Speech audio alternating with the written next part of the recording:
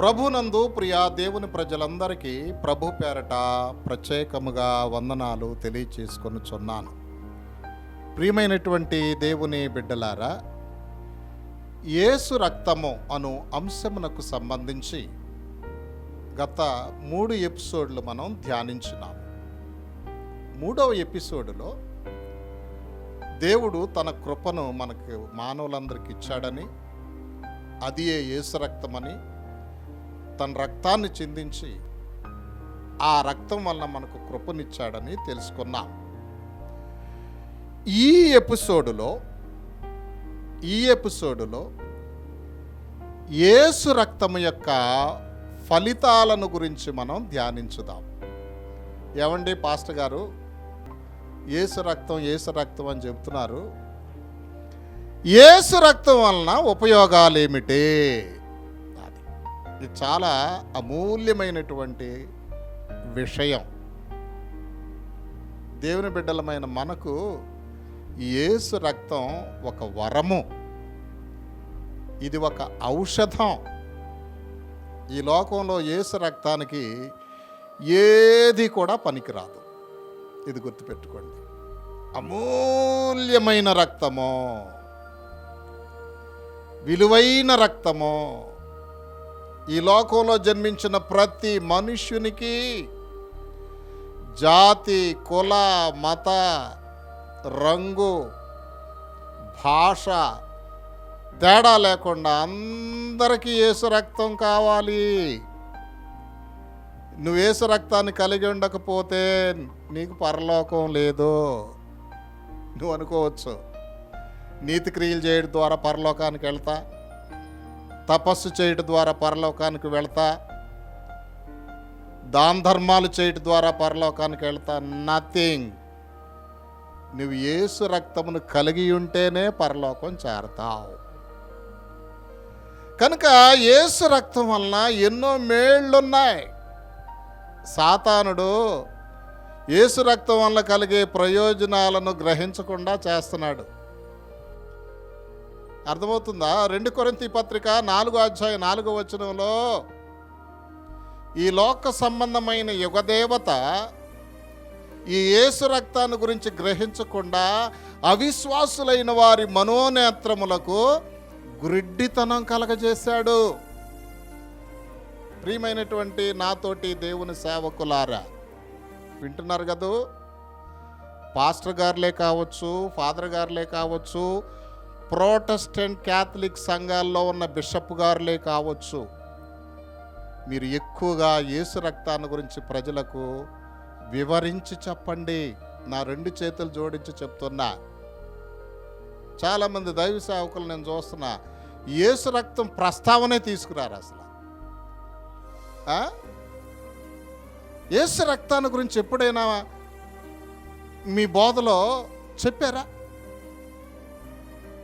ఎంత గొప్ప విలువ ఉంది, ప్రయోజనం ఉంది ఈ రక్తం వలన. ప్రభునందు ప్రియ దేవుని బిడ్డలారా, కొంతమంది పాస్టర్లని అడిగితే, దైవ సేవకులను, ఫాదర్లే కావచ్చు, ఇది మనకు అనవసరం అండి అంటున్నారు కొంతమంది. ప్రభునందు ప్రియ దేవుని బిడ్డలారా, అనవసరం ఏంటి? ఇది అత్యవసరం, మనకు కావాలి, ఇది తప్పనిసరి. యేసు రక్తం మనకు చాలా అవసరం. ప్రభునందు ప్రియ దేవుని బిడ్డలారా, చాలా అవసరం అండి యేసు రక్తం. నేను రోజు యేసు రక్తాన్ని గురించి ధ్యానిస్తూ ఉంటా, యేసు రక్తాన్ని గురించి స్మరిస్తూ ఉంటా. మనసులో స్మరిస్తా, నోటితో స్మరిస్తా. ఆ యేసు రక్తాన్ని విశ్వాసంతో పదే పదే నువ్వు ధ్యానిస్తే యేసు రక్తం వలన ఎన్నో లాభాలున్నాయి. లోక సంబంధమైన లాభాల కొరకు పరిగెడుతున్నారు జనాలు. డబ్బు కొరకు పరిగెడుతున్నారు, ఆస్తిపాస్తుల కొరకు పరిగెడుతున్నారు, విద్యా ఉద్యోగాల కొరకు పరిగెడుతున్నారు, పదవుల కొరకు పరిగెడుతున్నారు. ఇవన్నీ అవసరమే కాదని నేను అంటలే. అసలైందే వీటన్నిటికన్నా యేసు రక్తం.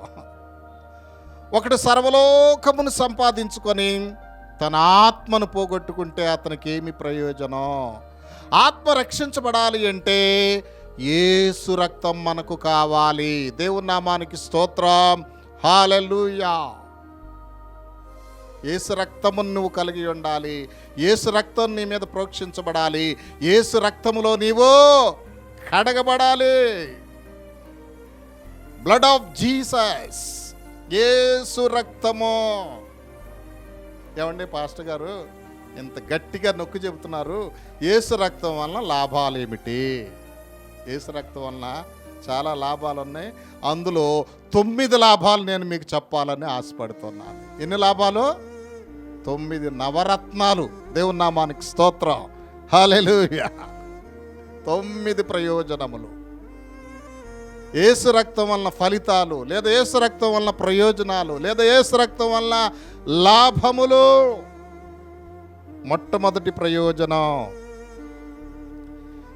యేసు రక్తం ప్రతి పాపమును నుండి మనలను పవిత్రులుగా చేస్తుంది.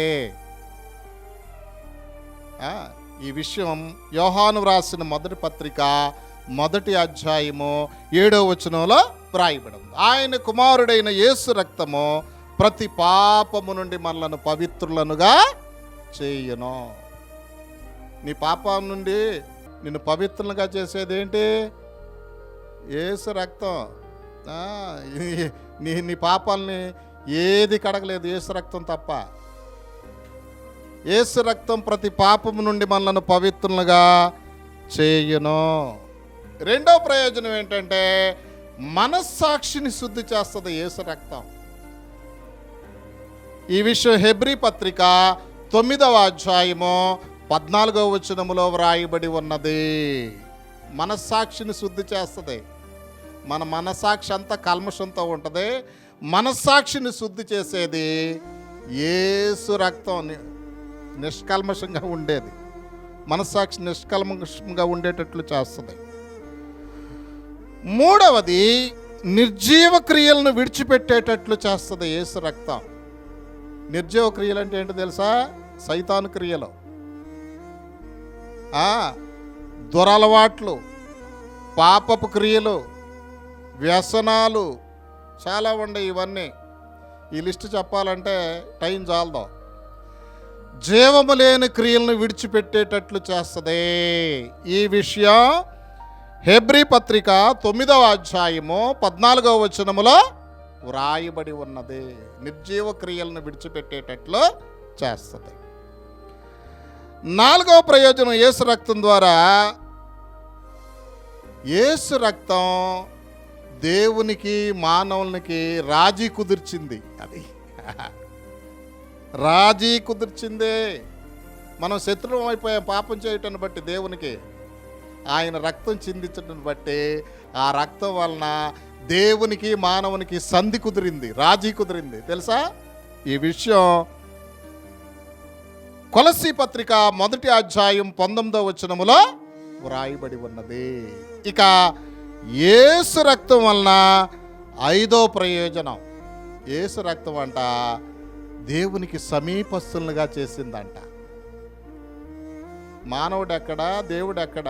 పాపాన్ని బట్టి దూరం అయిపోయాం, దేవునికి దగ్గర చేసిందంట. దేవునికి ఎంత గొప్ప కృప ఇచ్చిందో తెలుసా ఈ రక్తం? ఈ విషయం ఎఫెసీ పత్రిక 2వ అధ్యాయము 14వ వచనములో వ్రాయబడి ఉన్నది. సమీపస్తులుగా చేసింది.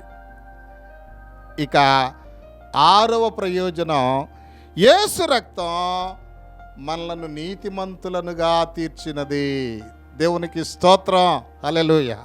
ఈ విషయం రోమాపత్రిక 3వ అధ్యాయము 26వ వచనములో రాయబడి ఉంది. నీతిమంతులుగా తీర్చింది. క్రీస్తు రక్తం ద్వారా నీతిమంతులమయ్యాం. తెలుసా? నీ సొంత క్రియల ద్వారా కాదు, క్రీస్తు రక్తం ద్వారా మనం నీతిమంతులమయ్యాం. ఇక యేసు రక్తం ద్వారా 7వ ప్రయోజనం, సంఘము స్థాపించబడింది. తన స్వరక్తమిచ్చి సంపాదించిన సంఘము అని అపోస్తల కార్యముల గ్రంథం 20వ అధ్యాయం 28వ వచనములో వ్రాయబడింది.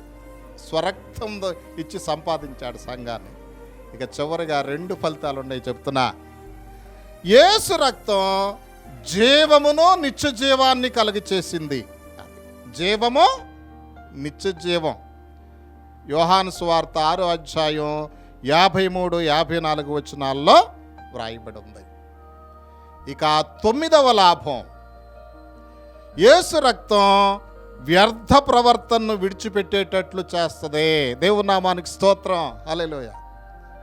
పేతురు రాసిన మొదటి పత్రిక 1వ అధ్యాయం 18, 19 వచనాల్లో వ్రాయబడింది, పితృపారంపర్యమైన మీ వ్యర్థ ప్రవర్తనను విడిచిపెట్టినట్లుగా వెండి బంగారముల వంటి క్షయ వస్తువుల చేత మీరు విమోచించబడలేదు, కానీ నిర్దోషమును నిష్కళంకమునగు గొర్రె పిల్ల వంటి క్రీస్తు రక్తము చేత మీరు విమోచించబడితిరి అని రాయబడింది.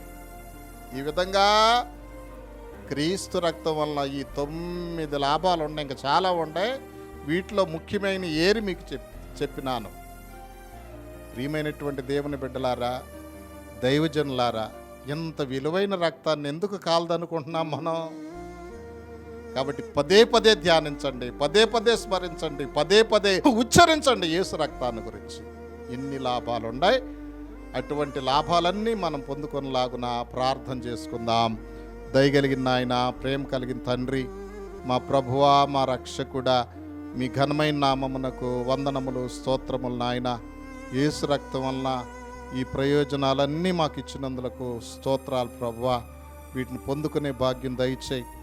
ప్రతి ఒక్కరం మేము నాయన హృదయంలో స్మరిస్తూ పెదవులతో ఉచ్చరిస్తూ నా తండ్రి ప్రభా మీ కృపను పొందుకునే భాగ్యం దయచేయమని యేసు పరిశుద్ధ నామములో ప్రార్థించి స్తుతించి వేడుకొనుచున్నాము పరమ తండ్రి.